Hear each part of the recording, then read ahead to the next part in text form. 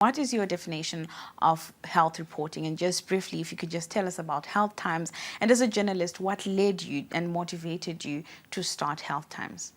Okay, thank you. So health reporting, generally, it's just a branch of journalism that focuses on, tackling health issues, just like any other bit in journalism. So as for me, I started Health Times in 2017 after seeing a gap in our media, but focus was more inclined towards other issues, be it politics, business, and other issues. But health was being sidelined, and it continues to be sidelined even up to today.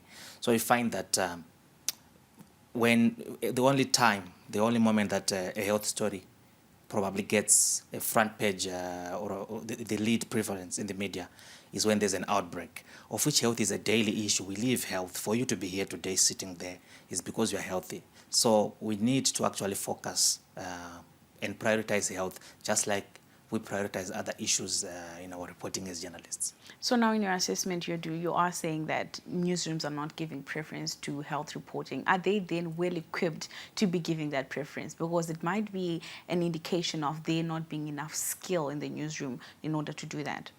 Thank you for that. So you find that in Zimbabwe, the issue of health journalism, why there's even low uptake by journalists, there's no interest by journalists to take up health, is because from the training stage, even at tertiary institutions, institutions are not equipped. We don't have lecturers or academics who are equipped to actually teach or train health journalism.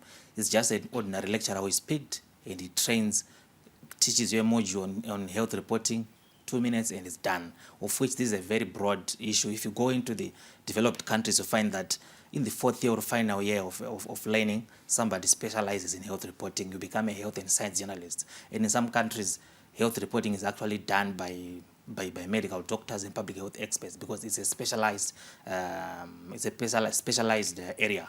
So you look at our newsrooms back home, I would say there's no skill in our newsrooms.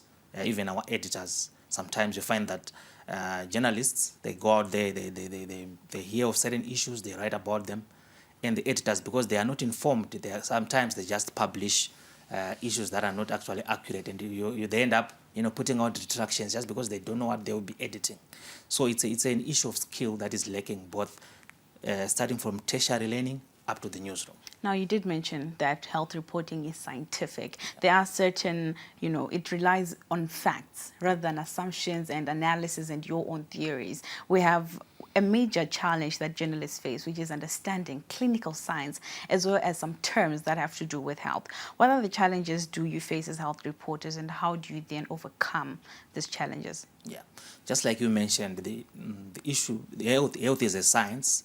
Some of the terms that are used, they're actually quite technical for an ordinary journalist to unpack. So what we have done here in Zimbabwe as health journalists, we have come up with what is known as the Health Communicators Forum, where we try to, it's a grouping of journalists, health journalists from every newsroom, every media house. I think we have representatives from the Zim papers, from the Alpha Media, from each and every other newsroom in Zimbabwe, whereby every month we have around 3 to 4 science and media cafes where we just invite experts to sit down with journalists and unpack certain issues that are scientific, so that at least when they report, they report from an informed point of view. We started in the COVID-19 when we realized that there was actually an upsurge in misinformation and disinformation of COVID issues and vaccination issues, with the conspiracy theories dominating the discussions. So we started inviting experts to unpack to journalists how are vaccines manufactured, what is a vaccine, etc. So we've seen that has actually helped.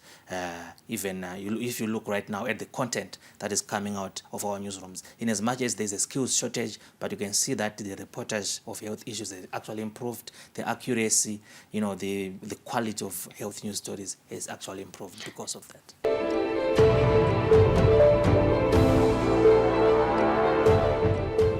Konapo, ipapo pa ZTN Prime. DSTV channel 294, the place to be.